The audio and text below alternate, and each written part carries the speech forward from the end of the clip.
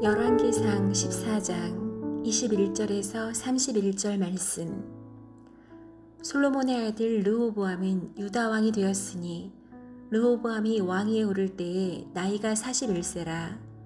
여호와께서 자기 이름을 두시려고 이스라엘 모든 지파 가운데에서 택하신 성읍 예루살렘에서 17년 동안 다스리니라.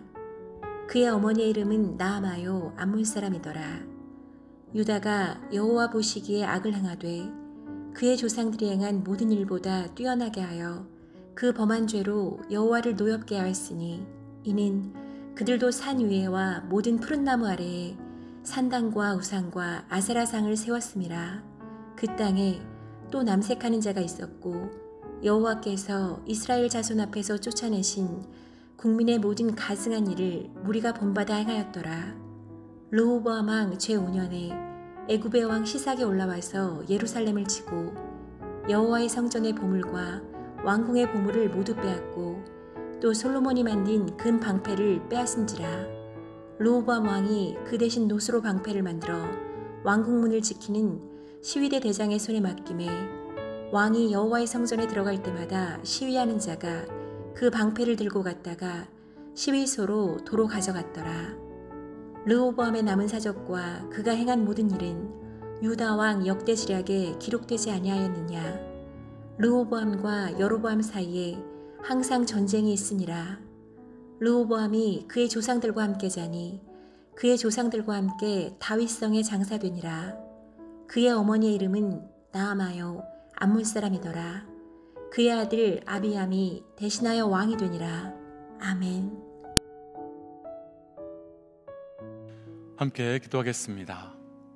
하나님, 우리의 처음부터 끝까지 늘 동행하여 주심에 감사합니다. 주의 은혜가 또 주의 사랑이 우리 삶의 처음부터 끝까지 동행하여 주시고 함께하여 주심으로 모든 순간 주와 동행함의 은혜를 누리게 하여 주옵소서. 이 모든 말씀 예수님 이름으로 기도하였습니다. 아멘. 할렐루야. 우리를 하나님의 자녀 삼아주시고 그 자녀됨으로 이 땅에서 살아갈 수 있도록 은혜를 허락하여 주시는 우리 하나님의 이름을 높이 찬양합니다. 오늘 우리가 함께 나눌 말씀의 제목은 최악의 결론을 맺는 이유, 최악의 결론을 맺는 이유라고 하는 말씀의 제목입니다. 어제 말씀과 오늘 말씀은 하나의 공통점이 있는데, 어제 말씀은 그 북이스라엘의 초대 왕인 여로보암의 마지막을 보여준 말씀이라고 한다면, 오늘 말씀은 남유다의 세 번째 왕으로 솔로몬의 아들인 르호보암의 그 마지막 인생을 향한 말씀입니다. 다들 부인할 수 없는 것 중에 한 가지는 우리 삶의 그 마지막은 분명히 온다는 것이며, 다만 그 마지막이 언제 오는지는 하나님 외에 아무도 알 수 없다는 것입니다. 그런데 우리가 지난 시간 살펴본 여로보암과 또 르호보암의 인생의 결론이 최악으로 끝난 이유에는 사실 몇 가지 공통점이 있습니다. 오늘은 그 이유를 함께 묵상함으로 우리의 삶은 최악의 결론이 아니라 하나님께서 보시기에 좋았더라 라고 하는 결론으로 나아갈 수 있는 영적 은혜가 저를 비롯하여 우리 모든 믿음의 동역자들에게 있으시기를 주의 이름으로 축복하며 도전합니다. 최악의 결론을 맺는 이유, 첫 번째는요, 오늘 본문 중에서 우리 22절 말씀입니다. 우리 22절 말씀 함께 좀 읽어볼까요? 유다가 여호와 보시기에 악을 행하되 그의 조상들이 행한 모든 일보다 뛰어나게 하여 그 범죄한 죄로 여호와를 노엽게 하였으니. 아멘. 르호보암의 삶에 대해서요, 그는 여호와 보시기에 악을 행하였는데 단순히 악을 행한 것이 아니라 모든 조상들보다도 뛰어나게 범죄하여 악을 행하였는데 그로 인해서 여호와 하나님을 노엽게 했다라고 증거하고 있습니다.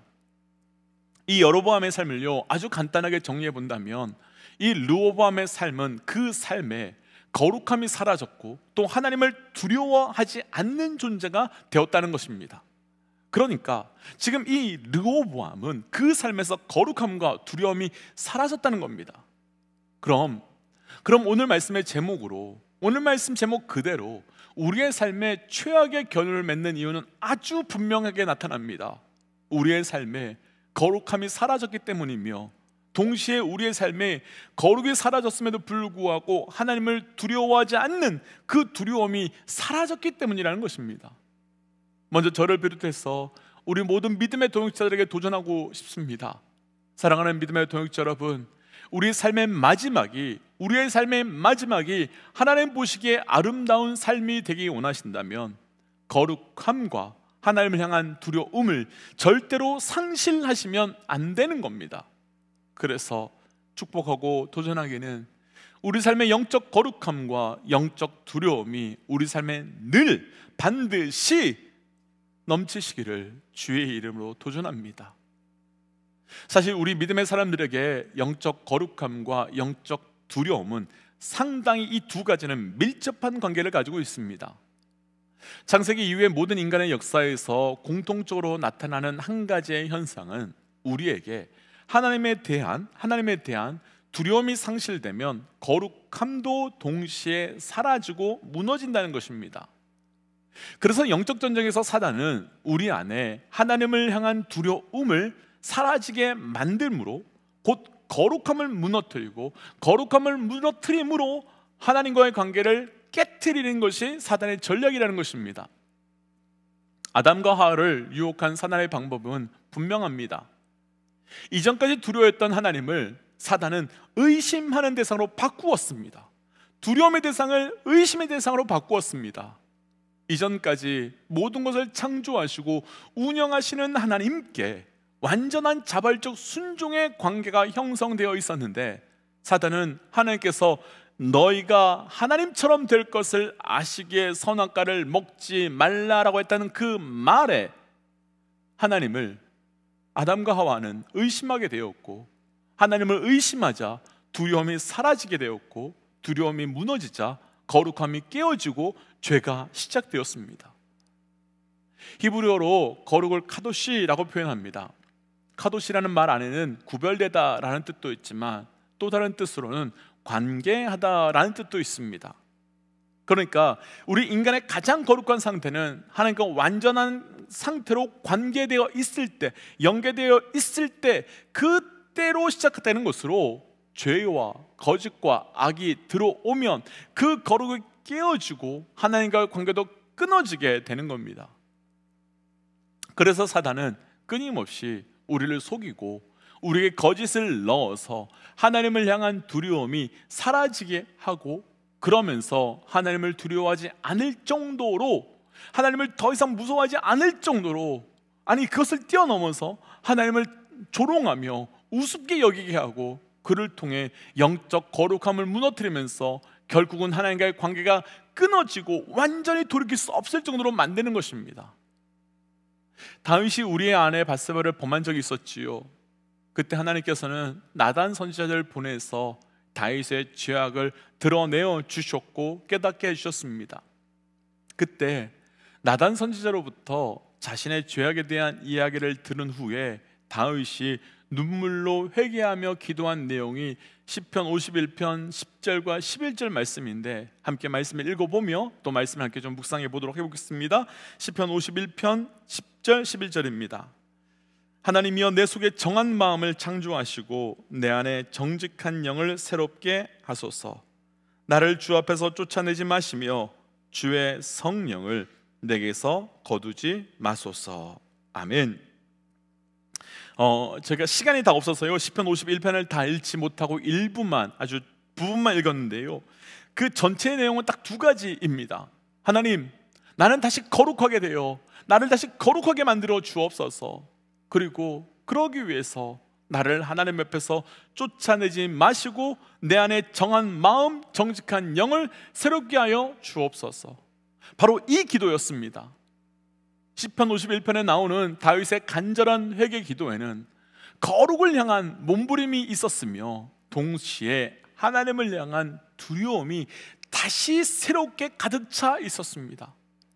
그리고 다윗은 간음과 살인이라고 하는 엄청난 죄 앞에서 그의 삶이 끝나버린 것이 아니라 다시 하나님께서는 그를 새롭게 시작하게 하셨습니다.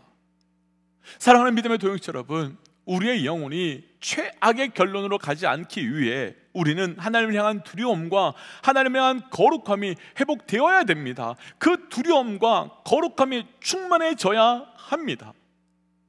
영적 두려움과 영적 거룩함의 회복을 통해서 날마다 은혜의 결론으로 나아갈 수 있는 영적 은혜가 있으시기를 주의 이름으로 축복합니다. 최악의 결론을 맺는 이유 두 번째는 오늘 본문 중에요 31절 말씀인데요, 우리 31절 말씀을 함께 좀 읽어보도록 하겠습니다. 르호보암이 그의 조상들과 함께 자니 그의 조상들과 함께 다윗성에 장사되니라. 그의 어머니의 이름은 나아마요 암몬 사람이더라. 그의 아들 아비암이 대신하여 왕이 되니라. 아멘.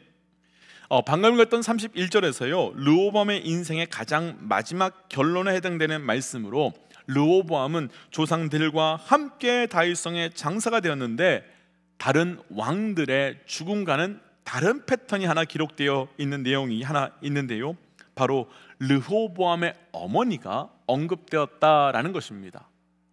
사실 왕의 죽음에서요 어머니가 언급되는 것은 참 특이한 방식으로 멀리 찾아갈 것도 없이 어제 말씀 20절 말씀에서요 여로보암의 마지막에 결론 짓는 것을 보면 단순히 여로보암이 왕이 된 지 20년 만에 죽고 그의 아들 나답이 왕이 되었다라는 정도로 기록되어 있습니다. 그렇다면 다른 왕들과 다르게 그 어머니에 대한 기록을 남겼다면 분명 이유가 있을 것 같습니다.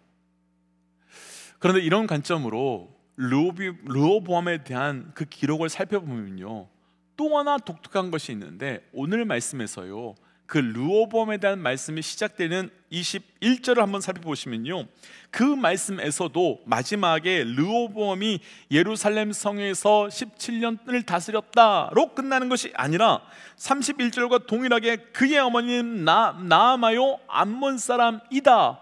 이 르호보암의 삶의 시작과 끝이 모두 다 암몬 사람인 나아마에 의해 정리되고 있음을 볼 수 있습니다. 두 번째는 먼저 결론부터 나누고 말씀을 좀 나눈다면요, 우리의 삶의 결론이 최악으로 가는 이유는 우리의 삶의 기준을 잘못 정했기 때문이며 우리의 삶의 방향을 엉뚱한 곳에 두었기 때문입니다.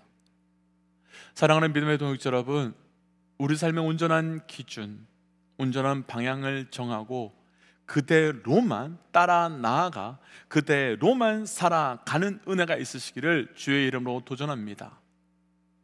우리가 방금 본 말씀에서요 르호보암의 어머니는 암몬 사람이다 라고 말합니다. 그런데 하나님께서는 이스라엘 백성들에게요 헤렘법이라는 것을 주셔서 우상의 것, 이방의 것은 절대 이스라엘 안으로 들어오지 못하도록 말씀하셨던 적이 있었습니다. 그 이유는 그런 곳이 들어올 때마다 이스라엘 사람들은 죄로 넘어갔기 때문입니다. 그런데 이런 것이 무너진 때가 있었습니다. 사무엘상 15장에서 하나님께서는 아말렉과의 전쟁을 하게 된 사울에게 그 아말렉 전쟁에서 아무것도 살려두지 말고 모든 것을 반드시 진멸, 곧 헤렘법에 대한 말씀을 주셨습니다. 그런데 우리가 너무나도 잘 알듯이 사울은 승리 후에 좋은 것, 기름진 것을 진멸하지 않고 가지고 왔고 반대로 하찮은 것은 진멸했습니다. 어떻게 생각하면 굉장히 합리적이지 않나라는 생각을 할 수 있지만 그 사건으로 인해 하나님께서는 사울을 왕으로 세우신 것을 후회하신다라고 말씀하셨습니다. 그렇다면 왜 하나님께서는 그러하셨겠습니까? 히브리어로 모든 것을 진멸하라라고 하는 그 헤렘의 뜻은요 남김없이 정리하다, 철저히 파괴하다라는 뜻도 있지만 또 다른 뜻은 한 가지 더 있는데 바로 봉헌하다, 하나님께 드리다라는 뜻입니다.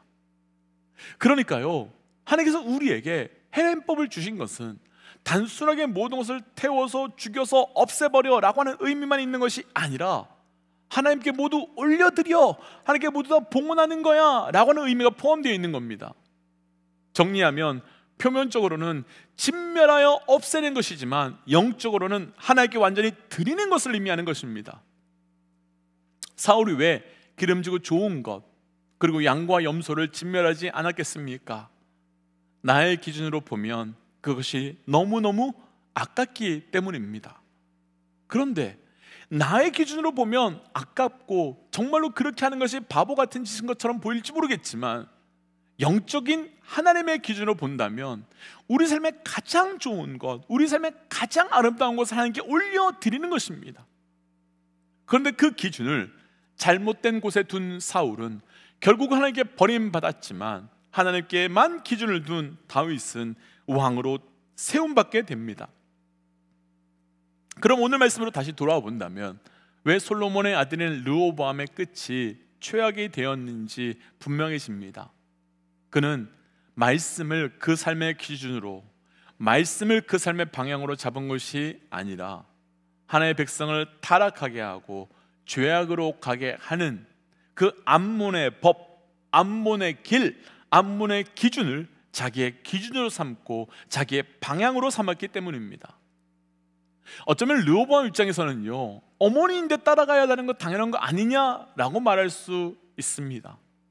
그러나 죄의 결론에는 어떤 합리적인 설명, 어떤 합당한 이유도 용납되지 않음을 기억하신다면 죄악의 결론으로 가지 않기 위하여 우리가 해야 될 것이 무엇인지는 분명히 알 수 있을 것이라 생각됩니다. 사랑하는 믿음의 동역자 여러분, 온전한 기준, 온전한 방향으로 최악의 결론이 아닌 늘 은혜의 결론으로 나아가시기를 주의 이름으로 도전합니다. 그래서 이 시간 주신 말씀을 기억하며 이렇게 기도하고 싶습니다. 하나님, 영적 거룩함과 두려움 그리고 온전한 방향과 기준이 우리의 삶에 세워지게 하여 주시옵고, 그래서 나의 삶이 시작만 은혜로 나아가는 것이 아니라 결론까지도 은혜로만 나아갈 수 있도록 인도하여 주옵소서라고 함께 기도하며 나아가겠습니다. 함께 기도하겠습니다. 하나님, 오늘 주신 말씀을 붙들고 기도하며 나아갑니다. 아버지요, 오늘 말씀 속에서 아버지 그 결론이 무너지게 된 르호보암의 삶을 돌이켜봅니다. 하나님, 우리의 삶이 어찌 나아가야 되는지 온전히 알게 하여 주옵소서. 하나님께서 온전한 방향과 온전한 기준을 가지고 살아갈 수 있도록 인도하여 주시옵고, 하나님 그를 통하여 나의 길이, 나의 인생이 방황하거나 돌이키며 아버지와 내가 다른 길로 가는 것이 아니라 철저히 하나님께만 두고 나아갈 수 있는 우리의 삶이 될 수 있도록 인도하여 주옵소서. 하나님, 우리의 삶 가운데 온전한 영적 두려움과 거룩함이 회복되게 하여 주시옵소서. 하나님, 그래서 하나님을 두려워할 줄 알며 그 두려워하는 마음으로 거룩하게 살 줄 알게 하여 주시고, 온전한 기준, 온전한 방향으로 우리 하나님만 따라 나아갈 수 있도록 인도하여 주옵소서. 이 모든 말씀 예수님 이름으로 기도하였습니다. 아멘. 사랑하는 믿음의 동역자 여러분, 우리의 삶의 결론이 무너지거나 깨어지지 않도록 거룩함과 두려움, 온전한 방향과 기준을 분별하시며 나아가셔야 합니다. 오늘이 바로 그 출발 되시기를 주의 이름으로 축복합니다. 함께 선포하고 삶의 자리로 또 기도의 자리로 나아가지요. 함께 선포하겠습니다. 하나님은 살아계십니다. 아멘. 함께 기도하겠습니다. 기도하지요.